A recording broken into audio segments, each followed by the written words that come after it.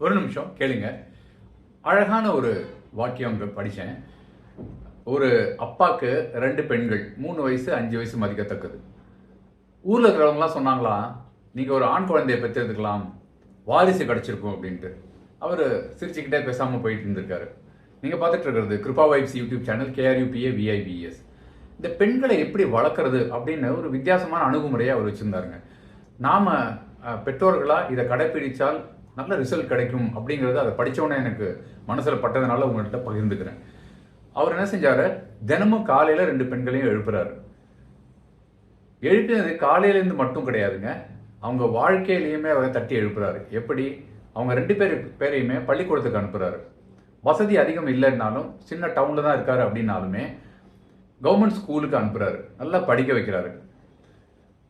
வீட்டுக்கு வந்த உடனே சாயந்தரத்தில் அவங்கள்ட்ட நாளிதழ் எடுத்து கொடுக்குறாரு, நியூஸ் பேப்பர் எடுத்து படிங்கன்ட்டு.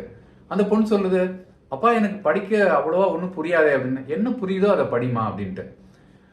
மாறா நாம் சமையலை கற்றுக்கணும், சாப்பாடை கற்றுக்கணும், இதெல்லாம் தவறுன்னு சொல்லலை. சமையலும் கற்றுக்கணும், ஆணாக இருந்தாலும் சரி பெண்ணாக இருந்தாலும் சரி. எந்த குழந்தைகளும் சமைக்கவும் கற்றுக்கணும். அப்போ தான் தனியாக போய் இருக்கிறப்ப அவங்க சுதந்திரமாக அவங்களால இருக்க முடியும், நமக்கு ஆரோக்கியமான உணவையும் உண்ண முடியும். ஆனால் பெண்கள் மட்டுமே செய்யணும் அப்படிங்கிறது இல்லாமல் ஆண் குழந்தைகளும் இதை கற்றுக்கணும். அவர் என்ன செய்யறாரு, பேரலா சமைக்கவும் கற்றுக் கொடுக்கறதோட இல்லாமல் படிப்பில் அதிக கவனம் செலுத்துறாரு. அப்போ அந்த வீட்டுக்கு விருந்தாளிகள்லாம் வர்றப்ப 2 பொன் குழந்தையை கூப்பிட்டு, இன்னைக்கு ஸ்கூல்ல என்ன சொல்லி கொடுத்தாங்கன்னு சொல்லுங்க பார்க்கலாம் அப்படின்றாரு. அவங்க முதல்ல கொஞ்சம் கூச்சப்படுறாங்க, அதுக்கப்புறம் சரளமாக பேச ஆரம்பிக்கிறாங்க. ஸோ இந்த கூச்ச சுபாவத்தை எப்படி புதுசாக யாராவது வந்தாங்கன்னா எடுக்கிறதுங்கிறத கற்றுக் கொடுக்குறாரு. அதுக்கப்புறமா கொஞ்ச நாள் ஆனவுடனே 2 பேருக்கும் சைக்கிள் ஓட்ட கற்றுக் கொடுக்குறாரு. இப்படி எல்லா வித்தைகளும் அவர் படிப்பை தவிர, சமையலையும் தவிர எல்லாத்தையுமே கற்றுக் கொடுக்குறாரு. அவங்க ஒரு பூரணமான ஒரு வாழ்க்கை வரணும்ட்டு. பிற்காலத்தில் அவங்க 2 பேருமே, ஒருத்தன் ஒரு ஆண்டர்பிரனர் ஆனாங்க, இன்னொரு பெண் பைலட்டாக மாறினாங்க.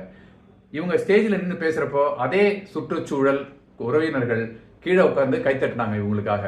அப்போ நீங்கள் என்ன வித்தியாசமாக செஞ்சீங்க அப்படின்னு கேள்வி கேட்டாங்க. நான் இந்த உலகத்துக்கு ஏற்ற மாதிரி என் பெண்ணை வளர்க்கலைங்க, இந்த உலகத்தை ஒரு ஷேப்புக்கு கொண்டு வரணுங்கிற ஒரு மனநிலையை தான் என் பெண்ணை வளர்த்துருக்கேன். அதனால் அவங்களுக்கு எது சரி எது தவறுங்கிறத ஆரம்பத்திலேருந்தே அறிமுகப்படுத்தி சரியான பாதையில் போனதுனால பாக்கிய இந்த சொசைட்டி அவங்களுக்கு கற்றுக் கொடுத்துருக்குங்க. ஒரு வெற்றிகரமான ஒரு பிரஜையாக அவங்க மாறியிருக்காங்க அப்படின்னு சந்தோஷமாக அந்த அப்பா பகிர்ந்துக்கிட்டாரு. நீங்கள் அப்பாவாக இருந்தால் உங்களுக்கு இந்த மாதிரி பெண்கள் இருந்தால் இதே மாதிரி முயற்சி செய்யலாம்ல. Thank you so much. Bye by.